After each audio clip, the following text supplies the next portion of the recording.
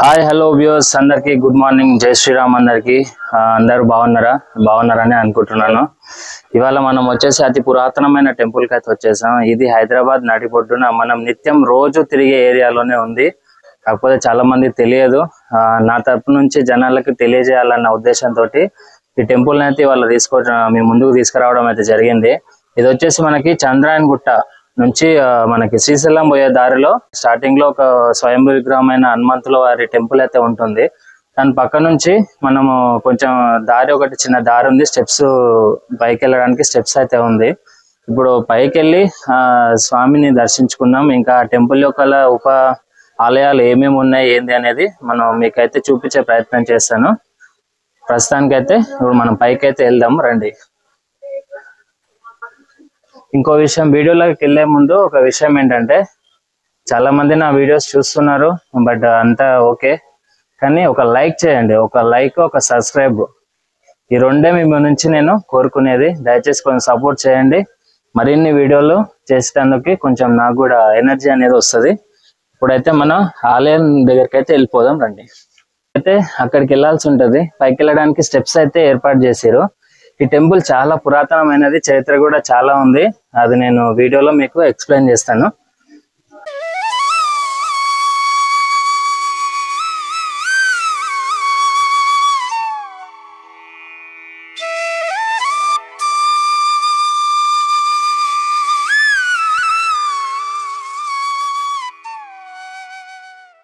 చెన్నకేశ్వని దేవాలయంకి అయితే మనం వచ్చేసాం.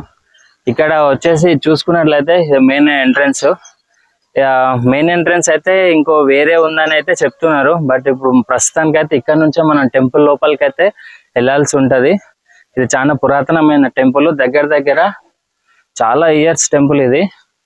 మీకు ఇక్కడ చూడొచ్చు, మీకు ఆర్కియాలజీ డిపార్ట్మెంట్ వాళ్ళు ఈ టెంపుల్ పురాతనమైనది కాబట్టి దీన్ని ధ్వంసం చేయడం కానీ, చుట్టుపక్కల ఏమైనా నిర్మాణాలు అక్రమంగా చేపట్టినా తగిన చర్యలు తీసుకునబడని చెప్పి ఇక్కడైతే మనకి బోర్డు పెట్టడం అయితే జరిగింది. చూడండి, మనకి నేను పురాతన టెంపుల్సే ఎందుకు తీస్తున్నా అంటే, మనము ఓల్డ్ టెంపుల్స్కి వెళ్తే అక్కడ మన పూర్వీకులు పడ్డ కష్టం ఏదైతే ఉందో అది మనకు కొట్టొచ్చినట్టు కనిపిస్తుంటుంది ఈ పురాతనమైన టెంపుల్లో. చూడండి, ఇది వచ్చేసి మ్యాన్ మేడ్, మొత్తం స్టోన్, ఏ చెక్కతో చేసింది కాదు, దేంతో కలపతో చేసింది కాదు, మొత్తం మ్యాన్ మేడ్. ఇది కూడా బై హ్యాండ్, ఏ మిషన్స్ లేవు, ఏం లేవు. చూడండి ఎంత పెద్దగా ఉందో. ఇది కూడా మ్యాన్ మేడే, మిషన్స్ ద్వారా చేసింది కాదు. ఇది అంటే మనకి రీసెంట్ గా పెట్టినట్టున్నారు. ఇది వచ్చేసి ఫస్ట్ ద్వారము. రండి, మనము స్టెప్స్ పైకి ఎక్కగానే మనకి క్షేత్రపాలకుడైన ఆంజనేయ స్వామి మనకైతే దర్శనం ఇస్తాడు. ఇక్కడ ఈ ఆంజనేయ స్వామి, క్షేత్రపాలకుడైన ఆంజనేయ స్వామి మనకైతే దర్శనం ఇస్తాడు. ఇక్కడ విచిత్రం ఏంటంటే, ఎక్కడైనా ఆంజనేయ స్వామి రెండు చేతులతో ఉంటాడు. ఒక చేత్తో గద, ఒక చేత్తో మనకి గుట్టనైతే ఎత్తుకున్నట్టుగా మనకు కనిపిస్తూ ఉంటాడు. కానీ ఇక్కడ చూసుకున్నట్లయితే మనకి చతుర్భుజ హనుమాన్ అయితే మనకు కనిపిస్తూ ఉంటాడు. చూడండి, శంకు చక్రాలు ప్లస్ 4 భుజాలు, 4 చేతులు, శంకు చక్రాలను పెట్టుకొని ఎలా ఉన్నాడో చూడండి ఒకసారి.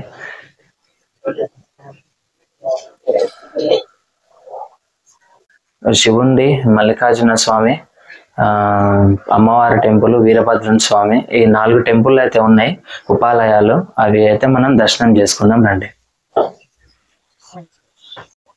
మన హనుమాన్ టెంపుల్ ని దర్శనం చేసుకొని ఇక్కడ సైడ్ కి వస్తే ఇక్కడ రావి చెట్టు ప్లస్ వేప చెట్టు మనకి దర్శనం ఇస్తుంది. ఇక్కడే మనకి నాగులమ్మ తల్లి, వినాయకుడు 2 విగ్రహాలు అయితే ఇక్కడ ఉన్నాయి.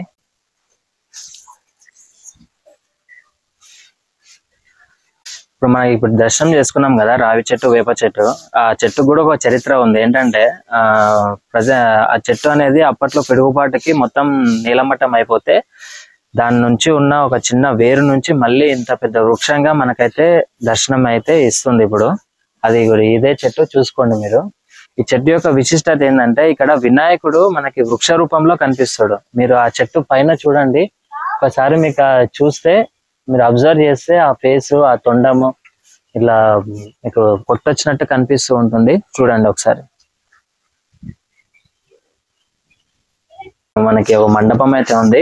ఈ మండపంలో యజ్ఞాలు అవి జరుగుతున్నప్పుడు ప్రత్యేక పూజలు చేసినప్పుడు ఇక్కడైతే పూజలు నిర్వహించడం అయితే జరుగుతుంది.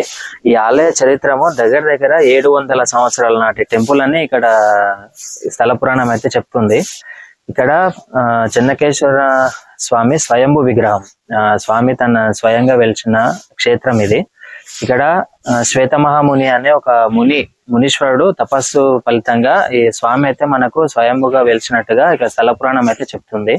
ఇక్కడ ఈ ఆలయ చరిత్ర ఏంటంటే ఔరంగజేబు ఈ దారిలో వెళ్తున్నప్పుడు తన గుర్రాలు అనేటివి ముందుకెళ్ళడానికి ఆలోచించేవండి, అంటే ఆగిపోయేటివి అక్కడనే. అయితే ఔరంగజేబు అసలు ఏంది, నేను వెళ్తున్న దారి నన్ను అడ్డుకునే వాళ్ళు ఎవరు అనే ఒక ఆలోచనతో అసలు ఇక్కడ ఏముంది ఏంది అనేది ఇక్కడ ప్రజల్ని అడిగితే ఔరంగజేబు గారికి ఇక్కడ ప్రజలు చెప్పిన విశేషం ఏంటంటే ఇక్కడ స్వామివారు ఉన్నారు, శ్రీ శ్రీ లక్ష్మీ సమేత చెన్నకేశ్వర స్వామి అయితే ఇక్కడ వెలిసినాడు అని చెప్పంటే, అచ్చా నన్ను ఆపేటోళ్ళు ఎవరు అని చెప్పి చూద్దాం అసలు దేవుని యొక్క మహిమ ఏంది, అసలు ఎవరున్నారు లోపలని రావడం అయితే జరిగిందంట. వచ్చినప్పుడు అది ఇప్పుడు అంటే ఇక టెంపుల్, కానీ మొత్తం ఇది ఒకటి గుహ, అంటే అడవిలో ఒక గుహ టైప్ ఉండేదంట. వస్తున్నప్పుడు అసలు ఆ గుహలో నుంచి ఒక భయంకరమైన ఇట్లా ప్రకాశం అంటే వెలుతురు, అంటే చూడలేనంతగా, మన ఇప్పుడు డైరెక్ట్ సూర్యుని చూడగలమా, అట్లా చూడలేం కదా, అంతకంటే ఎక్కువ వెలుతురు అనేది అక్కడ నుంచి లోపల నుంచి రావడం అయితే జరిగిందంట. ఆ వెలుతురుని చూసి అబ్బో ఇక్కడ నిజంగానే లక్ష్మీ సమేత చెన్నకేశ్వర స్వామి అయితే ఇక్కడ ఉన్నాడు అన్న ఒక ఉద్దేశంతో తను వెనుదిరిగి పోయాడంట. అది ఇక్కడ చెప్తున్న చరిత్ర. ఇంకోటి ఏంటంటే ఈ గుడిని చోళరాజులు నిర్మించారంట అప్పట్లో. అయితే అప్పట్లో ఉన్న చోళరాజులు ఈ ఏరియాని, అంటే ఈ ఏదైతే గుట్టలో మన చెన్నకేశ్వర స్వామి వెలిసాడు కదా, ఆ గుట్టనైతే ఆ గుట్టకు సంబంధించిన చుట్టుముట్టు ఏదైతే ఉందో అంత 300 ఎకరాలు ఆ చోళరాజులు అయితే ఈ గుడికి కేటాయించి గుడిని ఉన్న గుట్ట మీదనే గుడిని నిర్మించడం అయితే జరిగిందంట. అప్పుడున్న నిజాం కాలంలో అప్పుడున్న ప్రభు రాజైతే ఎవరైతే ఉన్నారో నవాబు, ఆయన ఈ గుడికి ప్రతి కళ్యాణం అప్పుడు పట్టు వస్త్రాలు అలంకరణకి సంబంధించినవి స్వామివారికి అయితే పంపేయడం జరిగిందంట. ఇంకా ఆయన కళ్యాణం రోజున మొత్తం హైదరాబాద్ మొత్తం, అప్పట్లో హైదరాబాద్ మొత్తము హాలిడే, మొత్తం ఆ రోజు హాలిడే మొత్తం అందరికి 2 days హాలిడే ఇచ్చేవాడంట. అది ఈ యొక్క స్థల పురాణంలో మనకి చెప్పబడుతున్న విషయాలు. గతంలో చూసుకున్నట్లయితే ఈ యొక్క టెంపుల్ ని, ఇది ఇప్పుడు మనం చంద్రాయణ గుట్ట అంటున్నాం కానీ ఒకప్పుడు ఈ టెంపుల్ ని చెన్నరాయుని గుట్ట అని అయితే పిలిచేవాళ్ళంట. ఇది కాలక్రమేణా దాన్ని చంద్రాయణ గుట్టగా మారవడం అయితే జరిగింది. ఇప్పుడు మనం ఈ ఉపాలయాలు అని చెప్పాను కదా 4, ఆ ఉపాలయాలని ఫస్ట్ మనం హనుమంతుని అయితే దర్శనం చేసుకున్నాం, చతుర్భుజ హనుమంతుని అయితే. ఇప్పుడు కిందికి వెళ్ళి మల్లికార్జున స్వామిని, శివుణ్ణి ప్లస్ వీరభద్రుణ్ణి, ఈ ఇంకా 3 ఉపాలయాలు మనకి కింద అయితే ఉన్నాయి. వెళ్ళి మనం ఆ టెంపుల్ దేవాలయాలను అయితే మనం దర్శనం చేసుకుందాం రండి. ఒక్కొక్క దేవాలయాన్ని దర్శనం చేసుకుందాం రండి. ఇది వచ్చేసి మనకి ఏదైతే మన హనుమాన్ టెంపుల్ ఉంది కదా, పక్కనే చెన్నకేశ్వర స్వామి టెంపుల్ ఉంటది, అది లాస్ట్ లో మీకు దర్శనం చేపిస్తా. ఆ గుడి బ్యాక్ సైడ్ నుంచి మనకి ఆ మండపం ఉంది కదా, అక్కడ నుంచి బ్యాక్ సైడ్ కి వస్తే మనకి ఇక్కడ కిందికి వెళ్ళడానికి, ఆ టెంపుల్ కి వెళ్ళడానికి స్టెప్స్ అయితే ఉన్నాయి. అందులో నుంచే మనం ఆ టెంపుల్ లోపలికి అయితే వెళ్లాల్సి ఉంటుంది.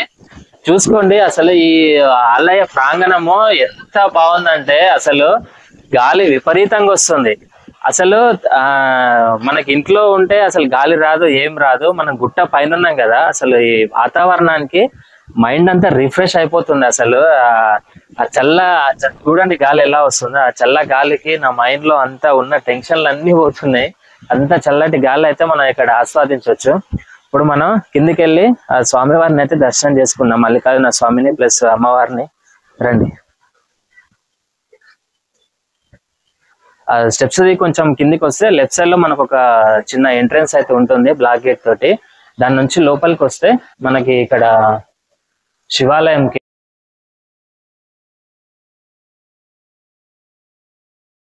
మనం ఈ గుట్ట మీదకి రావడానికి మనకి 4 దారులు అయితే కనిపించాయి. 4 సైడ్ నుంచి గుట్ట మీదకి వచ్చే ఫెసిలిటీ అయితే ఉంది. మనకి ఇక్కడ శివుని టెంపుల్ అని చెప్పాను కదా, ఆ శివుని టెంపుల్ కి కూడా ప్రత్యేకంగా రావడానికి, అంటే ప్రత్యేకంగా ఓన్లీ శివుని టెంపుల్ దర్శనం చేసుకోవడానికి వచ్చే వాళ్ళు కూడా ఇటు నుంచి ఈ దారి గుంట వచ్చేటట్టుగా ఒక మనకి దారి అయితే కనిపిస్తుంది.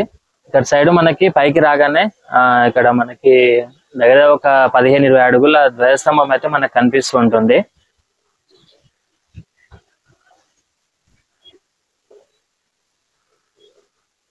అంటే కేశవగిరి అనే ఇంకో పేరు కూడా ఈ చందన్ గుట్టకు అయితే మనకి ఉందని మన గతంలో చూసుకున్నట్లయితే మనకు తెలుస్తుంది. ఇప్పుడైతే మనం లోపలికి వెళ్ళి శివుడిని అయితే దర్శనం చేసుకుందాం.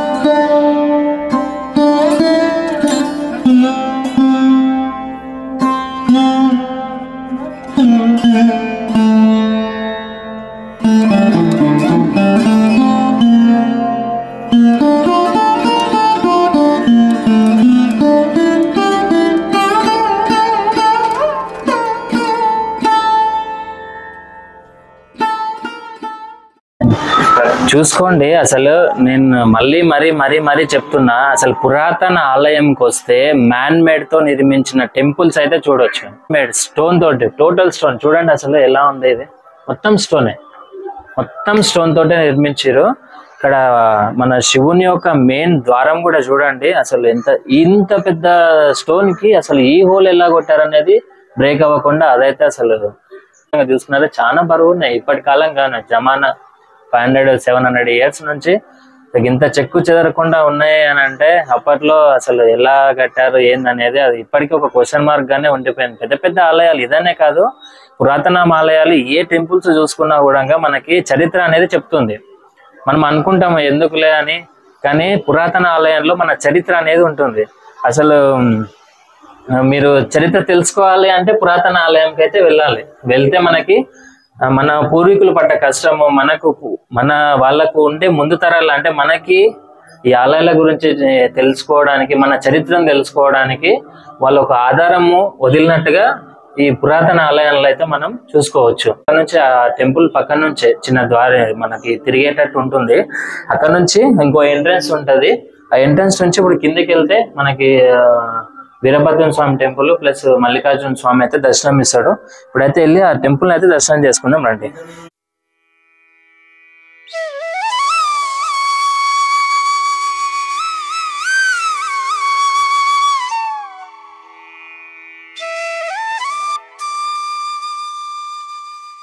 చూసుకున్నట్లయితే ఇక్కడ మల్లికార్జున స్వామి అమ్మవారు అయితే ఇక్కడ ఉన్నారు, మీరు చూసుకోవచ్చు.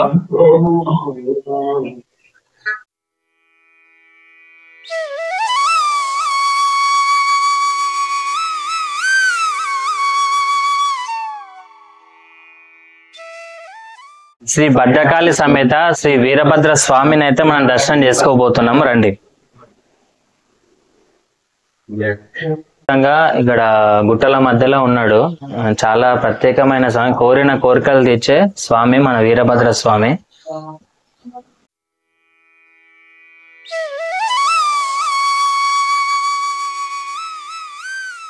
ఇంటికెళ్ళి శివాలయంని అమ్మవార్లని దర్శనం అయితే చేసుకున్నాము.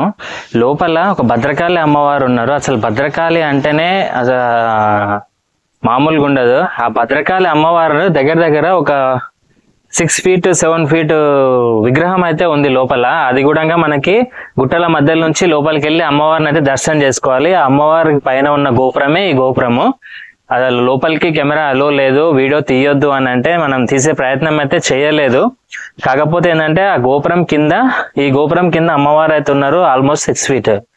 అసలు ఆ అమ్మవారిని చూస్తుంటే అయితే నాకు 2 కళ్ళు చాలలే అసలు చూడడానికి, అంత బాగుంది అమ్మవారు. రండి దర్శనం చేసుకోండి, చాలా బాగుంటది. ఇప్పుడైతే మనం ఫైనల్ గా శ్రీ శ్రీ చెన్నకేశ్వర స్వామి టెంపుల్ అయితే ఆయననైతే దర్శనం చేసుకుందాం పదండి.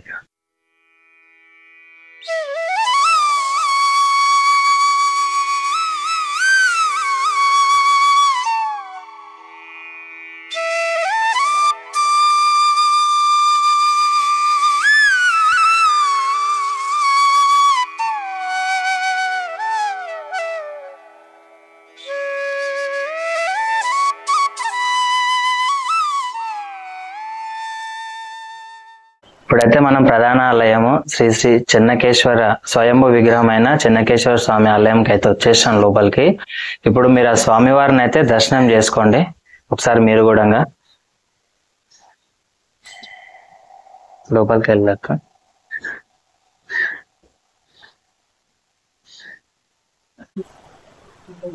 మీరు ఇప్పుడు శ్వేతమహాముని అని చెప్పాను కదా, ఆయన ప్రత్యక్షంగా ఆయన తపస్సు చేసిన గుహను అయితే మనం ఇప్పుడు చెన్నకేశ్వర స్వామి విగ్రహం పక్కనే ఉంటది, అదైతే మనం ఇప్పుడు చూడొచ్చు.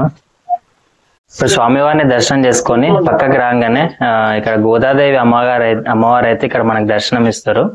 మీరు కూడా దర్శనం చేసుకోండి.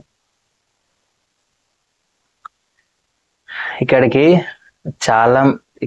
చాలా మంది తన భక్తిని చూపించుకోవడం కోసము వస్తూ ఉంటారు. ఇక్కడ కోరిన కోరికలు నెరవేరలేదనే ముచ్చటనే లేదు. ఇక్కడికి వచ్చి ప్రత్యక్షంగా స్వామివారిని దర్శనం చేసుకొని మీరు ఏదైనా కోరిక కోరుకుంటే అది కంపల్సరీ తీరుతుందని ఇక్కడ మాకు ప్రధాన పూజారి గారు చెప్పడం అయితే జరిగింది. తప్పకుండా రండి, ఈ టెంపుల్ ని విజిట్ అవ్వండి. చాలా పాత పురాతనమైన టెంపుల్, 700 years బ్యాక్ టెంపుల్. తప్పకుండా రండి, విజిట్ అవ్వండి. ఇలాంటి ఆలయాలకు వస్తే మన చరిత్ర కనిపిస్తుంది. దయచేసి అందరూ పాత గుళ్ళలోకి రండి. ఇది నా తరపు నుంచి, నా ఛానల్ తరపు నుంచి ఇది ఒక రిక్వెస్ట్, ఓకేనా? ఇది ఇవాళ మా వీడియో. శ్రీ శ్రీ స్వయంభూ విగ్రహమైన చెన్నకేశ్వర స్వామి దేవాలయం అయితే మీకు ఇవాళ చూపించడం అయితే జరిగింది. ఈ యొక్క ఆలయం చరిత్రను అయితే నాకు తెలిసినంత వరకు, నేను చూసినంత వరకు అయితే నేను చెప్పేశాను. ఈ వీడియో మీకు నచ్చినట్లయితే లైక్ చేయండి, షేర్ చేయండి, సబ్స్క్రైబ్ చేసుకోండి. లైక్ చేయడం మాత్రం మర్చిపోకండి. మరిన్ని వీడియోస్ కొంతమందికి షేర్ అయ్యే అవకాశం ఉంది. కంపల్సరీ సపోర్ట్ చేయండి, సబ్స్క్రైబ్ అయితే చేసుకోండి. మరిన్ని వీడియోలతో మళ్ళీ మీ ముందు ఉంటాను. కెమెరామ్యాన్ వరుణ్ తేజతో మీ మధు.